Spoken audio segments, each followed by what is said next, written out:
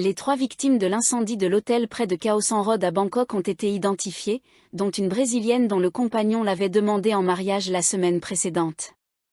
Les autorités touristiques préparaient des compensations pour les familles des victimes. Les 3 personnes décédées dans l'incendie de l'Ambe Hotel, situé sur Tanay Road près de Khao San Road, dans la nuit de dimanche, sont une Brésilienne de 24 ans, Pimentel Canal Albuquerque, un Ukrainien de 27 ans, Tuzov Victor, et un Américain de 35 ans, Freeman Timothy Jr. La jeune femme est décédée dans la chambre où l'incendie aurait démarré. Les 2 hommes ont été déclarés morts à l'hôpital Vajira et à l'hôpital Samitivate Chinatown. 7 personnes ont été blessées, parmi lesquelles un électricien de l'hôtel, Sorawut Liewame, et 2 Néerlandais, Marvin Holtkamp et Nadine Eftelin. Le gouverneur de Bangkok, Chadchar Sitipin, a indiqué que les autorités pensent que l'incendie a commencé dans la chambre 511, car elle est la seule à avoir été détruite. Parmi les 75 clients présents dans l'hôtel au moment de l'incident, 34 ont fui vers le toit du bâtiment, où ils ont été évacués à l'aide d'échelles des camions de pompiers. La Brésilienne a été retrouvée morte dans la chambre 511. Les enquêteurs pensent qu'elle y est entrée par erreur en tentant d'échapper à la fumée dans l'obscurité, car la porte était restée ouverte. Elle était arrivée avec son fiancé, qui l'avait demandé en mariage la semaine précédente. Il séjournait dans la chambre 504, située à proximité de la chambre 511. Pendant leur fuite, elle s'est séparée de son compagnon, qui a survécu. Le gouverneur de Bangkok a précisé que l'hôtel avait été construit en transformant 11 unités commerciales connectées, couvrant une superficie totale de 1515 mètres carrés.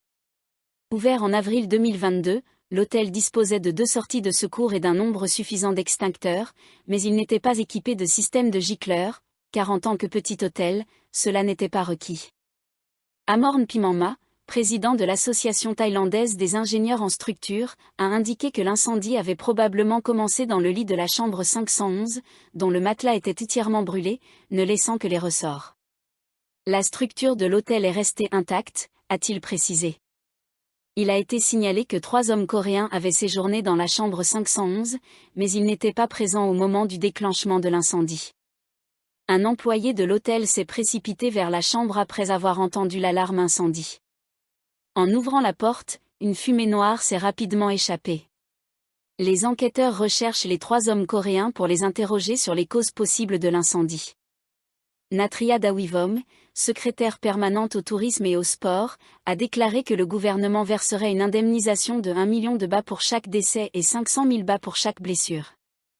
Les autorités thaïlandaises ont déclaré n'avoir trouvé aucune preuve corroborant les allégations des Nations Unies selon lesquelles certaines banques du pays auraient aidé la junte militaire du Myanmar à acheter des équipements militaires en 2023.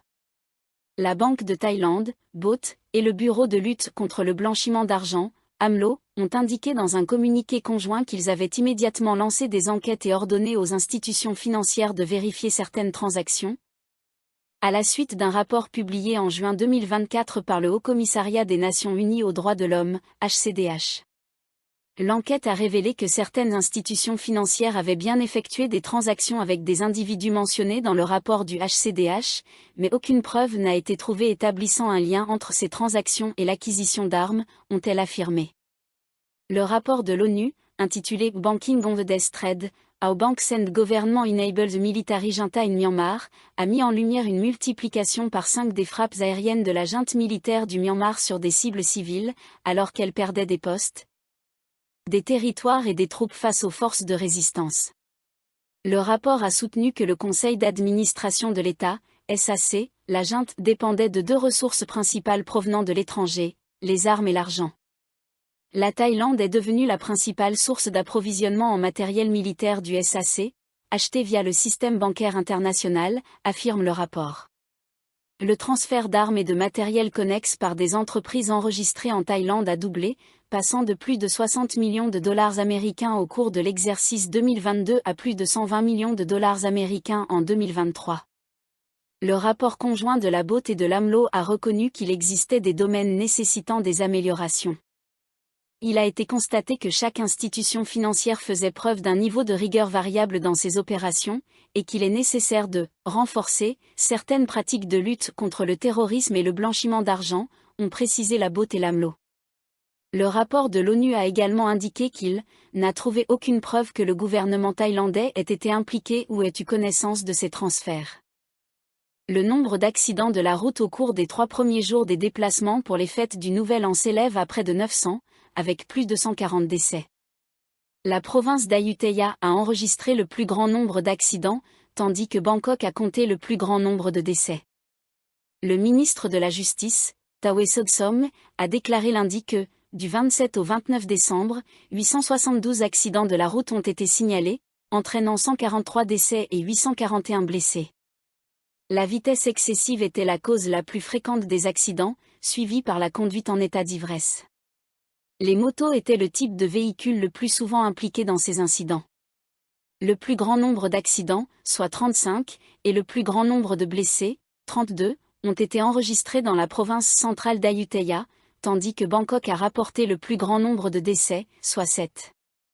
Monsieur Tawe a indiqué que la plupart des voyageurs pour le Nouvel An étaient déjà arrivés à destination et faisaient la fête.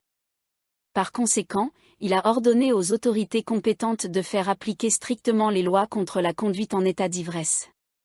Pour la seule journée du 29 décembre, dimanche, on dénombre 280 accidents de la route, 47 décès et 269 blessés. Le plus grand nombre d'accidents, 12, et le plus lourd bilan de morts, 10, ont été enregistrés dans la province méridionale de Suratani. La province de Lopburi, dans la plaine centrale, a également enregistré 10 décès. Le plus grand nombre de morts dans une province, 4, a été signalé à Sakon Nakhon, dans le nord-est du pays. L'ambassade de Thaïlande en Corée du Sud a mis son drapeau en berne en hommage aux passagers et membres d'équipage décédés dans le crash de l'avion de Jeju Air. L'ambassade a annoncé que le drapeau resterait en berne jusqu'au 4 janvier.